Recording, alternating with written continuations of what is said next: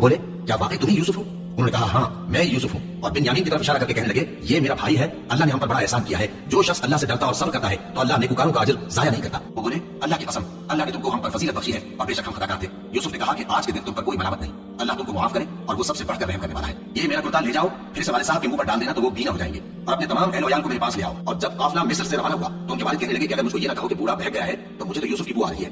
وہ بولے کہ واللہ آپ اسی قدیم غلطی میں مبتلا ہے۔ اگر جب خوشخبری دینے والا آپ پہنچا تو اس نے کرتا ان کے منہ پر ڈال دیا، سو وہ بینا ہو گئے اور بیٹوں سے کہنے لگے کیا میں نے تم سے نہیں کہا تھا کہ میں اللہ کی طرف سے وہ باتیں جانتا ہوں جو تم نہیں جانتے؟ بیٹوں نے کہا کہ ابا ہمارے لیے ہمارے گناہ کی مغفرت مانگیے، بے شک ہم خطاکار تھے۔ فرمایا میں اپنے پروردگار سے تمہارے لیے بخشش مانگوں گا، بے شک وہ بخشنے والا ہے، مہربان ہے۔ پھر جب یہ سب لوگ یوسف کے پاس پہنچے تو انہوں نے اپنے والدین کو اپنے پاس جگہ دی اور کہا مصر میں داخل ہو جائیے، اللہ نے چاہا تو امن و امان سے رہیے گا، اور اپنے والدین کو تخت پر بٹھایا اور سب ان کے آگے سجدے میں گر پڑے۔